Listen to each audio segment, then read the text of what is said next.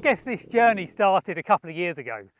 It started in lockdown, I think. If I cast my mind back, we were all kind of restricted for the first times in our life. We couldn't go anywhere, we couldn't see anything. And when that lifted, I had a lot of motivation to just get out there and do stuff, do cool things. When you have something taken away from you, I think you want it even more and you want to go out there and do stuff. So I've kind of, over the years, I've been lucky enough to do some great riding all around the world even. And the sort of riding that, as I've got older, the sort of stuff I want to do is adventure riding. Is to go off and explore places, is to ride off-road, to challenge myself, but be sort of self-sufficient, be that guy that can literally head out and, cook for himself, have some shelter, just kind of go and have an adventure at the drop of a hat. Obviously, at MCN, I've been there for 19 years. We get a bike each year as our long-term test fleet, which is, fantastic opportunity. Do a lot of stuff. But obviously these bikes, you give back after 6, 7, 8 months, you give them back. I wanted to do this on my own bike. I really wanted to sort of tailor the experience. And that's where this whole sort of journey started, when I put five or six bikes together, worked out what ones, and we did a test, and the winner was the KTM 690 Enduro R. The reason for that very quickly was just because I love riding it. It puts a smile on my face. It's an absolute weapon when it comes to off-road. But we had to make some quite key changes to it to make it work, make it so that I could do the sort of riding I wanted. I didn't want to have to load the bike in a van. I didn't want to have to put it on a trailer. I wanted to be able to go wherever I needed to, suck it up on the motorways, and then get to places like this to do some off-roading. So that's sort of been the motivation for this.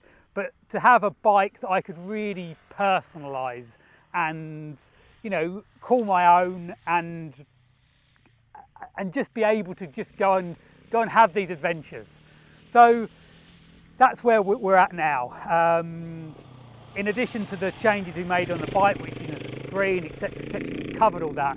So the luggage we've got on there, we've got the Krieger luggage. I've got 2 of the OS 12 panniers on there, and I've got a expandable bag on the back, which does go up to 40 litres. We haven't had to use 40 litres, and we've pretty much got everything I needed for this type of riding. So I've got my tent, I've got my thermarest, got my sleeping bag, got my cooking stuff, got my change of clothes, got some food. So we're good to go. Being able to just get everything I need to go on one of these adventures. I've quite easily been able to get that on the bike, and the great thing has been is that I've barely noticed it's been on there. We did a few bits in the woods, so I was quite sort of conscious that the bike was obviously wider at the rear with trees and stuff like that, but genuinely no dramas. And the whole balance of the bike, because it is stiff, because it's it's got good quality suspension, it does just sort of soak it up. So putting a bit of extra weight on it has arguably made it a bit sort of further in the stroke of the rear and a little bit more comfortable. There's still stuff I want to do with the bike. There's a few kind of small things that can make a difference. Need a new fuel cap filler. Again, that's just because there's a risk that the current one sits a bit low and you can have dirt in it. I want to get a new rear foot brake on there because the other one, the standard one's a little bit soft. But essentially, it's exactly where I want it to be, and it's done exactly what I want it to do. It's got me here, ended up back at Sweetland, which is where we first tested the bikes to start with.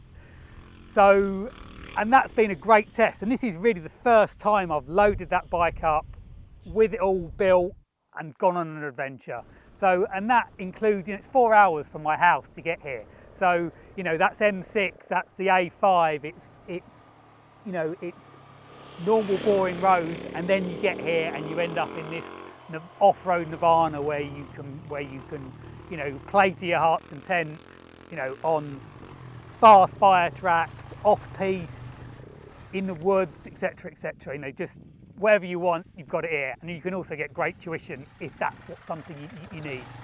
So the bottom line here is that this is what I wanted to do. If there's a part of you that looks at this and thinks, you know what, that could be for me. You don't have to have a KTM 690. You don't have to end up off-road in the middle of nowhere. But if it means getting out there and doing stuff, then, you know, let's try and, you know, scrap those 2 years where we couldn't do a lot and make up for it.